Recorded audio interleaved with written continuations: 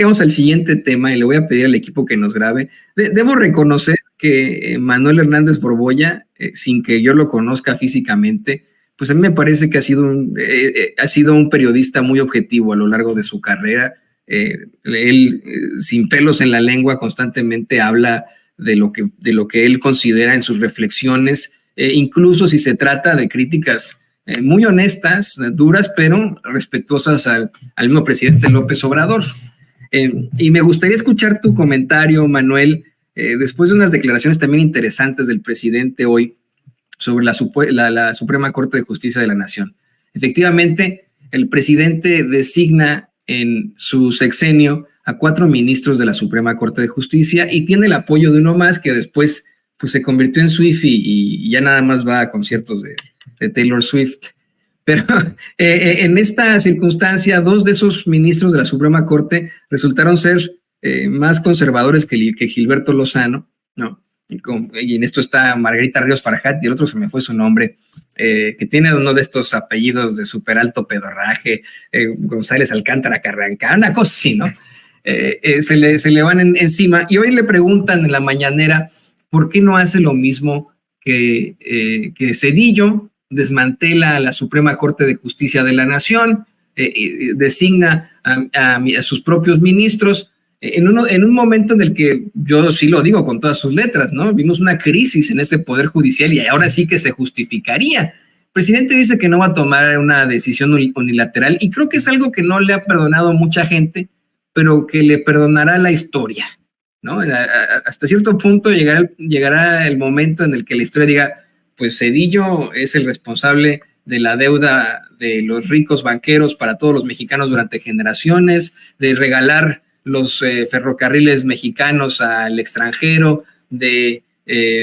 tantas masacres, de además desmantelar a la Suprema Corte de Justicia, y podemos recordar entre tantas cosas a López Obrador por respetar esa Suprema Corte de Justicia, por muy infame que sea, y a pesar de que tiene a una ministra presidenta que hasta se da el lujo de amenazar a la gente o de hacer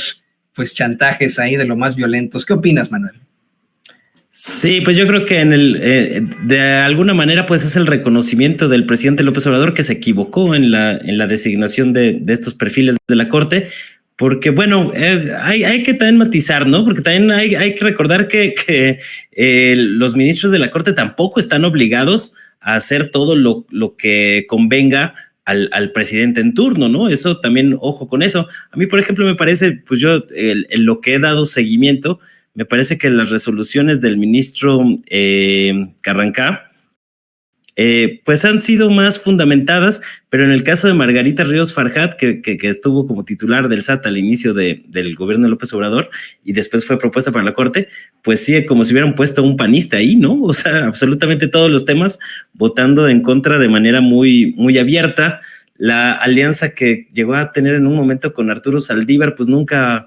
fructificó en esta limpia del Poder Judicial. El ministro Saldívar pues ya está más enfocado en ser fan de Taylor Swift, que también es una cosa bastante peculiar, diría yo, la manera tan exacerbada en que manifiesta este asunto. Y pues es curioso cómo está el atorado ahí el tema del pleito con el Poder Judicial. Este amago que hizo Norma Piña de que si no les aumentan el 4% de presupuesto para el 2024 no habrá normalidad democrática en el país, pues me parece un amago vil. O sea, nomás le faltó decir a Norma Piña, pues ya se la saben, saquen la cartera, ¿no? Como asaltante de combi, porque están poniendo el tema de que están dejando muy claro cómo van a operar, sobre todo los tribunales electorales, de cara al 2024, como un amague o un chantaje político de que si no el gobierno y el Congreso no cumplen a la hora de darles el dinero que están pidiendo, pues van a mover la maquinaria judicial para que no haya normalidad democrática, ¿no? Se puede entender como un amague, como un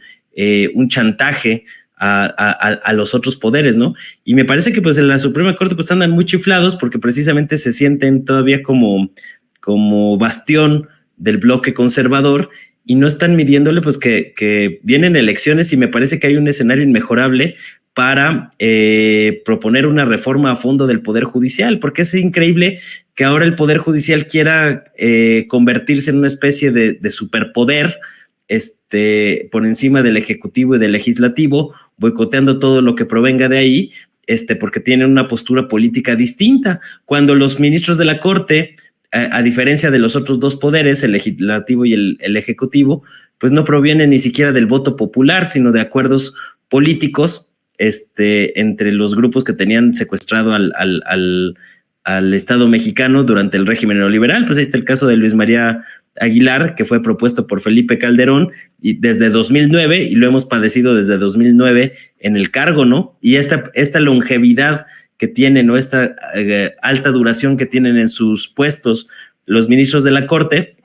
es precisamente pues también parte de una estrategia de cómo se ha configurado el sistema político mexicano y cómo para mantenerse en el poder, incluso cuando salgan en la presidencia o en el legislativo, ¿no? O sea, vimos en el cambio de régimen de 2018 un cambio profundo en la correlación de fuerzas en el Congreso y en el Ejecutivo, pero no lo hemos visto en la Suprema Corte de Justicia de la Nación, en parte por los errores que cometió López Obrador y que ha reconocido públicamente en sus decisiones, porque al quererse ver demasiado moderado, pues acabó poniendo a perfiles proponiendo a perfiles pues que son más afines ideológicamente a la derecha. Lo que pasa es que, y algo similar, pues es a lo que venía ocurriendo en el INE, ¿no? Estos resabios, estos remanentes del régimen neoliberal se niegan a desaparecer y los sectores opositores, junto con el brazo mediático, están viendo en estas instancias de poder, pues una manera de seguir alimentando la política golpista o el discurso golpista que se ha venido construyendo desde la oposición, porque están viendo que para el 2024 no les van a alcanzar las fichas para ganar en las urnas, entonces andan buscando otros métodos para conseguirlo. Y ahí está el caso de Guatemala, que es un tema muy, muy reciente de cómo el Poder Judicial allá pues estuvo metiendo mano